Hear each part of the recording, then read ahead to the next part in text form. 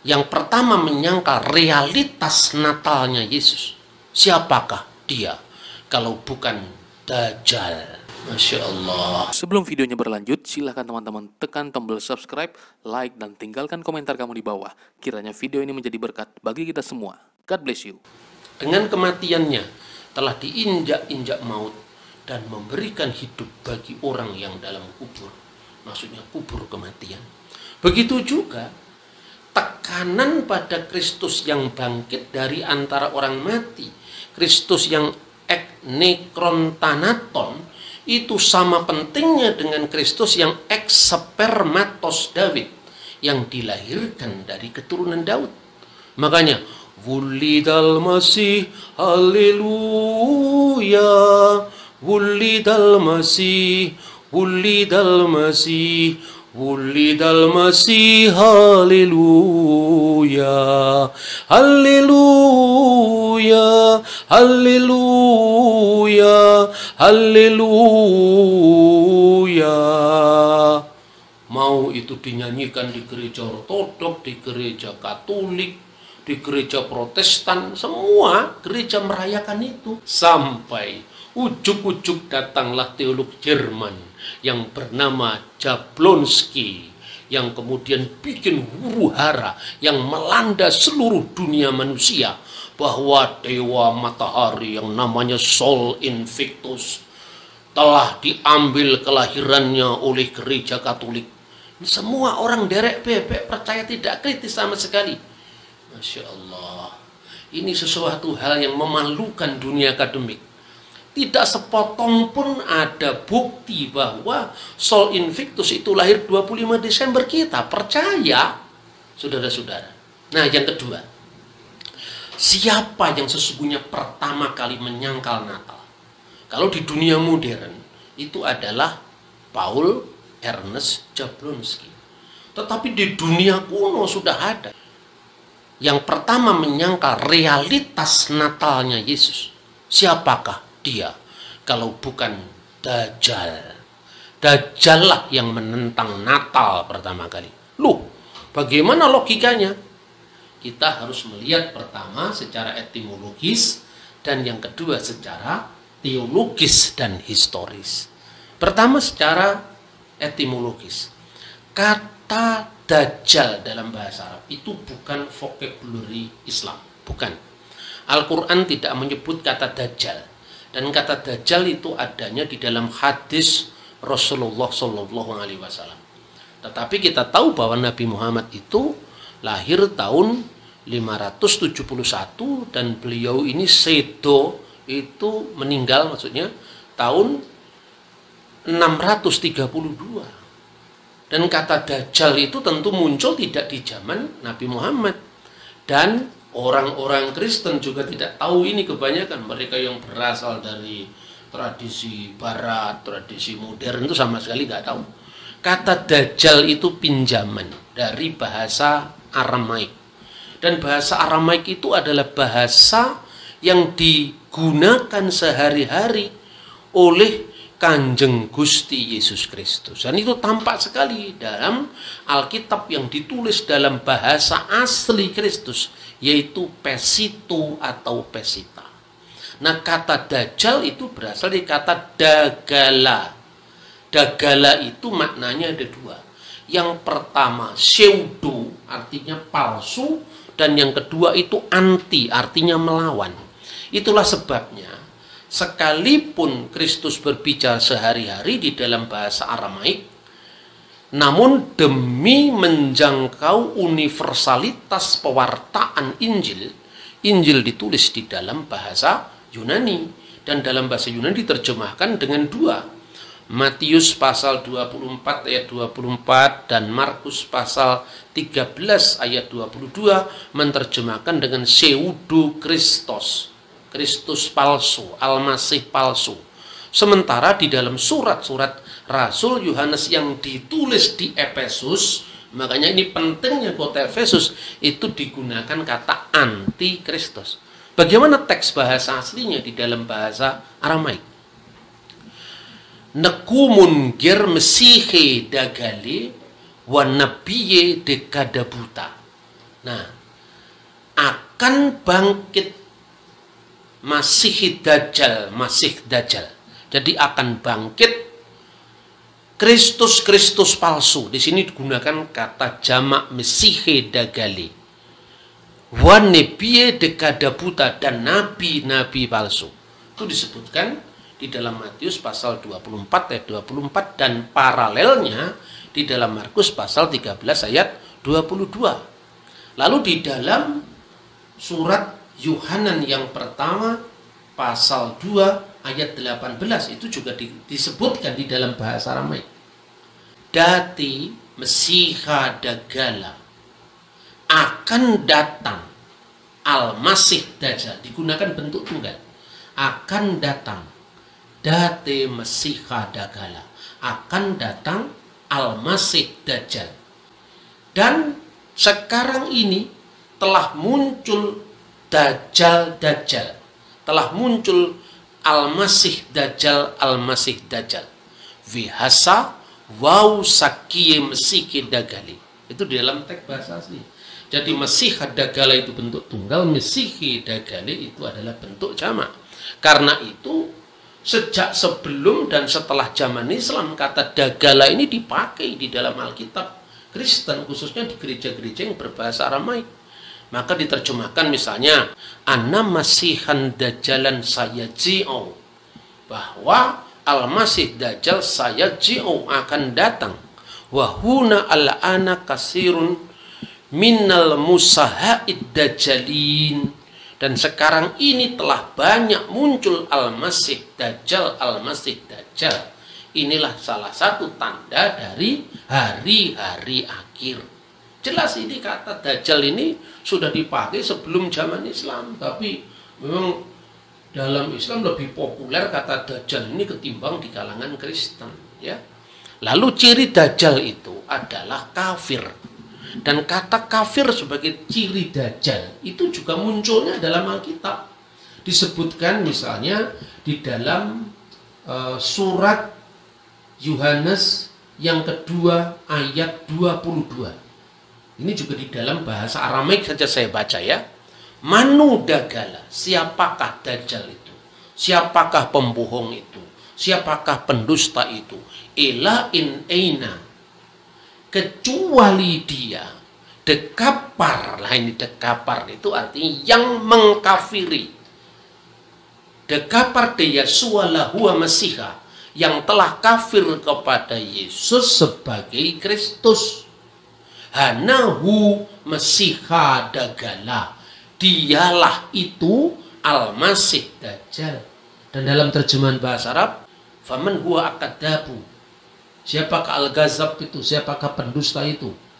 Ilallati yunkiru anna Yesua huwal Masih, kecuali dia yang menyangkal bahwa Yesus adalah Kristus. Hada huwa al-Masihud Dajjal, dan dia adalah Al-Masih Dajjal. Nah, ciri kekafiran Dajjal itu selain dia tidak percaya bahwa Isa atau Yesus itu adalah Al-Masih, bahwa Isowa Masiha, bahwa Yesus itu adalah Al-Masih. Isowa Masiha itu bahasa Aramaik, Isa Al-Masih itu bahasa Arab. Cirinya ditulis oleh Rasul Yohanes di Efesus ini, yaitu di dalam suratnya 1 Yohanes pasal 4 ayat 2 dan 3, di mana ayat 3 itu jelas-jelas dikatakan setiap roh yang tidak mengakui Yesus telah datang sebagai manusia, ya, wa kul ruha, setiap roh di maut dia de Yesus yang tidak percaya kepada Yesus, eta bibasar, yang telah datang sebagai basar, sebagai daging, ya, sebagai saks, ya, sebagai manusia dengan ciri-ciri kedagingannya yang lahir, yang hidup, yang kemudian mati, dan untuk kasus Yesus dibangkitkan kembali dari antara orang mati.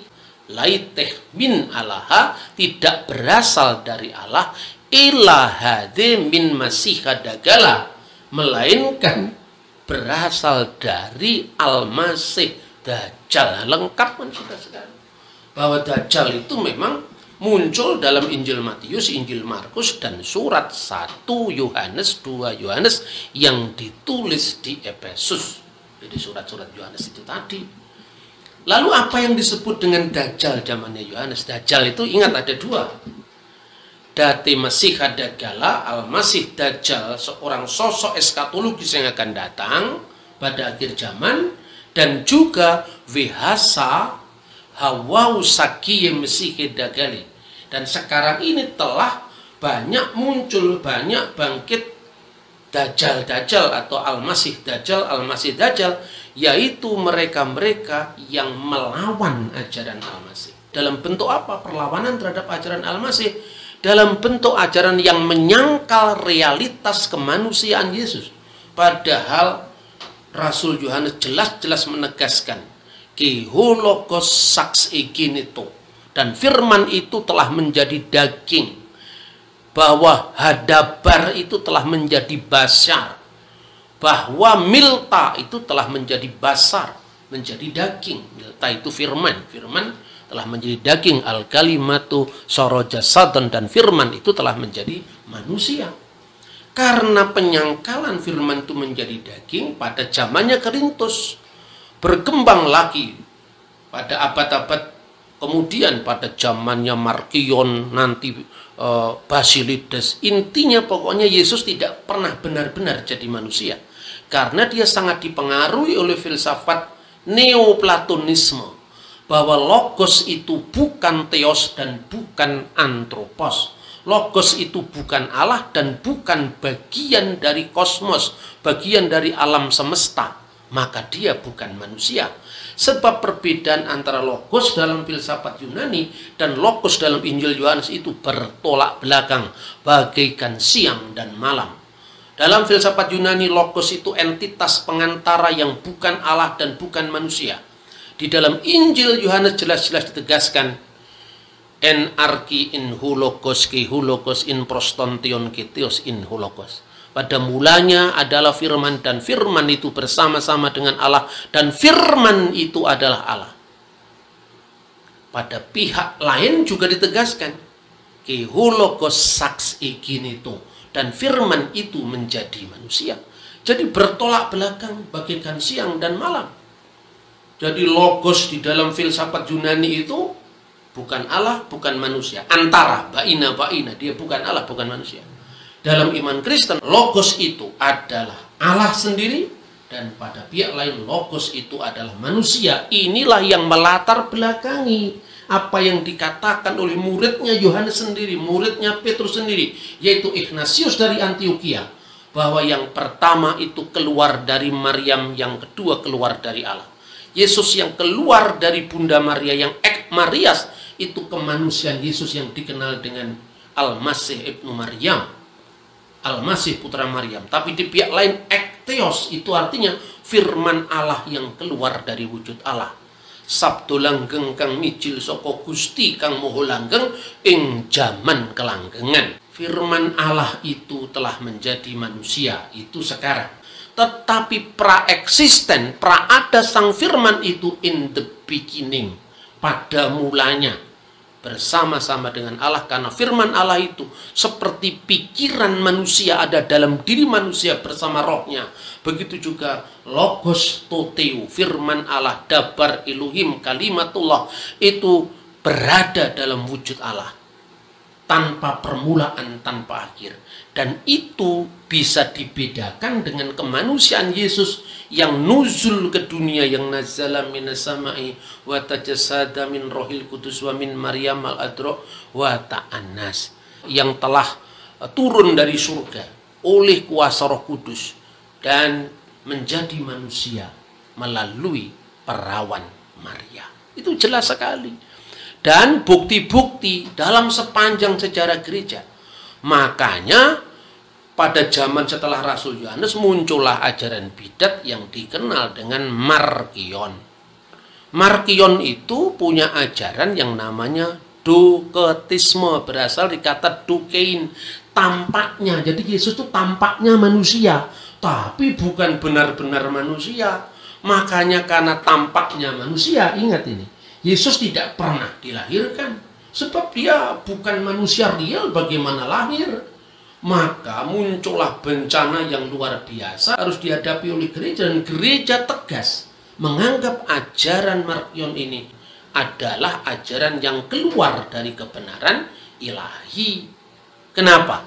Karena jelas sekali Markion itu secara kurang ajar mau nyeleksi kanon perjanjian baru. Dia menolak Injil Matius. Kenapa? Karena diawali dengan silsilah Yesus. Kitab Miladi Yesus Al-Masih, Ibnu Dawud, Ibnu Ibrahim, Biblos Genesius Yesus Kristus. Ada silsilah tentang Yesus Kristus. Toledot Yesua Hamasiyah. Ada Sefer Toledot Yesua Hamasiyah. Ada silsilahnya. Kalau Yesus tidak benar-benar jadi manusia, bagaimana dia punya silsilah? Injil Markus ditolak. Injil Yohanes apalagi, karena Korintus itu adalah musuh pemikiran dari Rasul Yohanes. Lalu Markion hanya mengambil Injil Lukas. Tapi Injil Lukas itu pun pasal 1, 2, 3 dibuang ke tong sampah. Kenapa dibuang? Karena ada silsilah Yesus, karena ada kelahiran dari seorang perawan. Nah, sekarang jelas Efesus ini adalah kota perlawanan pertama terhadap Dajjal.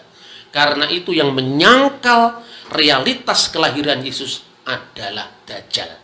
Jadi jelas bahwa Natal itu kemudian diperingati oleh gereja. Orang bertanya, mana ada sekarang Natal dalam Alkitab? Ada. Cuman karena sampean tidak pernah bisa baca sejarah dengan runut, sistematis, tapi ayatiah, sampean tidak bisa baca. Coba baca dokumen-dokumen gereja kuno. Jangan hanya sejak zamannya reformasi, sejak zamannya muncul gereja Pantekosta, karismatik, tidak akan ketemu akarnya. Gitu loh, ini saya tidak ngomong aliran ini. Saya tidak suka dengan aliran, saya lebih suka ke samuderanya langsung. Nah, itu saudara-saudara. Jadi Efesus ini penting sekali di dalam perjalanan sejarah gereja karena mengungkap jejak pertama kekafiran Dajjal yang menyangkal Natal. Itulah sebabnya pada abad-abad berikutnya, dan itu sudah diawali oleh perintah di dalam 2 Timotius pasal 2 ayat 8. Sudah diawali, makanya kemudian gereja menentukan di dalam buku-buku dokumen yang dikenal dengan Didaskalia Apostolorum. Nah, fundamentalisme lagi gugat. Di dalam Taurat yang ada cuman ada 7 perayaan, tidak ada itu perayaan yang lain. Anda juga baca tidak lengkap, itu lebih Yahudi ketimbang orang Yahudi. Coba itu baca di Yohanes pasal 10 ayat 22. Yesus datang merayakan perayaan penahbisan bait suci. Sampai hari ini kita bisa melihat kaki Dian Hanukiah yang bercabang 9 itu. Dan di mana sekarang perayaan Hanukkah itu diinstruksikan dalam Taurat? Tidak ada. Karena itu terjadi pada masa intertestamental. Toh Yesus merayakan Hanukkah. Dan sekarang kalau Hanukkah itu adalah perayaan penahbisan bait Allah yang fisik, bangunan manusia yang bisa dihancurkan oleh Jenderal Titus. Kenapa Anda anti Natal kepada tubuh Kristus yang telah lahir dan telah bangkit, dan tubuh itu disebut bait Allah yang baru di dalam perjanjian baru? Makanya marilah kita kembali pada suksesio apostolik dari zaman para rasul. Awasilah ajaranmu supaya kamu tidak disesatkan oleh dajjal-dajjal modern. Tuhan memberkati kita. Shalom alaikum Bishem Hamasiyah. Silahkan teman-teman tekan tombol subscribe, like, dan tinggalkan komentar kamu di bawah. Kiranya video ini menjadi berkat bagi kita semua. God bless you.